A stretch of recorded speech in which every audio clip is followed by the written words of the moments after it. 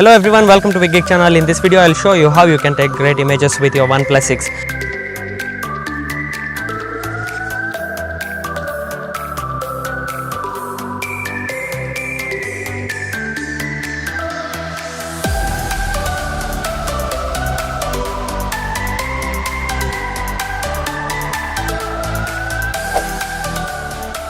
Now as you know, OnePlus 6 has got some really good set of features that you can utilize to the fullest and get some really good looking images. And in this particular video I'll share you my tips, my pro tips, what I use usually to capture landscape images, and what are the settings that you should be changing inside the OnePlus 6 so that you get some beautiful looking images.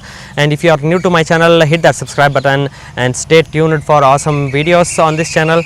And if you really like this video, please hit that like button as well. So let's begin with the video. As you can see, a beautiful park is here. You don't have to be in exotic locations to get some landscape photography, but the casual park will just suffice. And let's see what are the settings that you need to change on your OnePlus 6.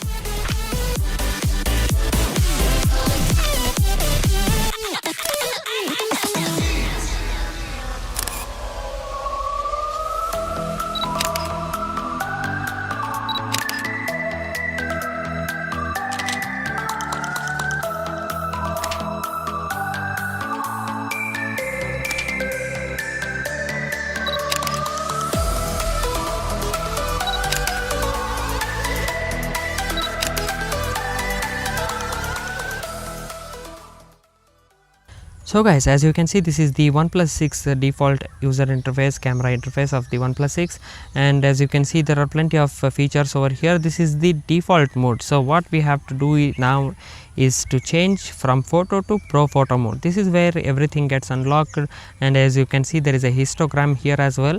So if you don't know from where this histogram has come, you can actually just again swipe left like this. And here as you can see there is a setting. If you just go to the setting here you will find all that settings option. So from here you should enable the histogram, and once you do that, here you can see the pro mode. So in the pro mode, first thing you will notice here is the 4:3 aspect ratio. See, the important aspect to consider while taking landscape images is to capture it really wide, but what happens is in smartphone photography, if you capture in 19:9 aspect ratio, as you can see you get much cropped angle. Although the focal length remains the same, but still as you can see 19:9 doesn't suffice to all the LCD monitors or wherever you are viewing the images except the smartphone itself. So what I suggest you to do is to either if there was an option of 16:9 aspect ratio, it would have been great. But still you can capture it in 4:3 aspect ratio. This is where you get the full resolution images as well, 16 megapixel. And if you capture in 19:9 aspect ratio, the image size will be little bit reduced. So now that we are in 4:3 aspect ratio, and another thing important option you see is the raw mode. So if you capture raw images, you have to edit, you have to post process the image. That is when it really shines. I will do that another video. If you want to leave me a comment in the comment section down below, I will know, and I will do a separate video tutorial of how to capture raw images from this OnePlus 6 and basically edit up to the post production. So let's just disable the raw, and here's the customize mode. I have done a separate video for C1 C2 settings, how you have to set up your favorite settings to one mode. Say for this kind of situation, you know that this is a landscape and you know the settings you want to tweak, you just have to C1 or C2 wherever you have saved that setting. If you just tap on that, and everything will be changed automatically, and you just can concentrate on capturing the images. So that's how the C1 and C2 mode is really handy, which is what is called customized mode. So now what we have to do for some great images is, here you see this is the exposure compensation. Now it is currently set to auto. Now as you can see in the foreground element, you have some really nice grass here, you have the background images as a pagoda.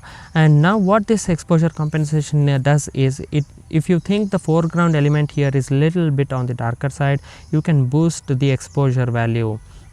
Remember, you should not boost it too much so that the highlights are completely blown. As you can see, the detail is little bit blown out now. So you can tweak the setting 0.17. If this suffices, this is okay. This should be your exposure value. So this is how you can set. You can actually reduce the exposure value as well.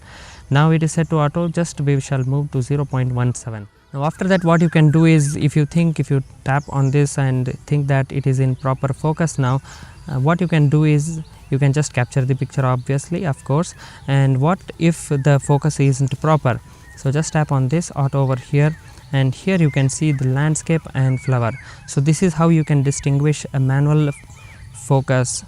Just look at this. So until and unless you find there is a proper focus on the subject you are looking to focus, you just move this slider, you just roll this slider to wherever you want. If you think the auto is working nice, actually the OnePlus 6 focus is really nice, so there shouldn't be any problem generally. But still, I am telling you, this is the manual to autofocus where you can change to accordingly. And the next one you see here is the shutter speed. Currently it is auto selected and it shows what value it is it has selected automatically. Right now it is 1/470th of a second. Now if this is okay, then this should be set to auto itself. Otherwise, if you keep any person here, if you want some person to be standing here or doing some action and you want to capture that particular moment as well, you can increase the shutter speed value and use the exposure compensation over there, so that you freeze the moment as well and you get the background landscape as well. That way you can actually set the pro setting. The next one is the important one, as you can see here. So because we are not capturing in RAW, we need the proper image in JPEG itself, so we don't have to again edit it separately. So what you can do in white balance is, suppose you think the grass over here is not pure green and the pagoda you see is not accurate color, you can just tweak the auto white balance manually and get the proper light and color. So as you can see, if I turn over to the 7500 Kelvin, so this is the temperature value. The more the number, the more warmer it gets, and if you just reduce the number, the cooler it gets. So this is how you can distinguish the color. Currently I think 6250 is really good enough here, and it captures really natural looking picture. So this has to be set white balance accordingly depending on the situation. The last setting here is the ISO value. So I suggest you to leave the ISO to auto itself, because you don't want to make the images look noisier. Increasing the ISO number will just increase the noise, and you don't want to do that. Just leave it to auto. Whatever set, it will set automatically. So these are the settings you should be looking while you capture the landscape images. Now the another thing to look at is the composition. I have done a separate video on how you can how you should compose the image properly. You can view that here. As you can notice that there is a grid line here. I have applied the grid line from going to the settings page I showed you earlier. So this way it makes everything look nice, and this is the leading line here, because your eye is actually seeing the pagoda, but yet you can imagine there is some really nice park and location. So that's how you have to determine and take the picture. So another thing that I want to show you is 1x here. So if you want to bring little bit close up and avoid these unwanted flowers here, what you can do is just tap and hold on the 1x and it will unlock the zoom mode. So you can slowly zoom to 1.4x, 1.5x, completely avoiding that flower and yet getting some really nice image. So this is how you should tweak carefully and get perfect looking landscape images. So I hope this tutorial was helpful. If yes, please like the video and subscribe to my channel. I'll be making more awesome videos, and let me know in the comments as well what video you would like to see next. So see you all in the next one. Till then, take care everyone. Bye bye.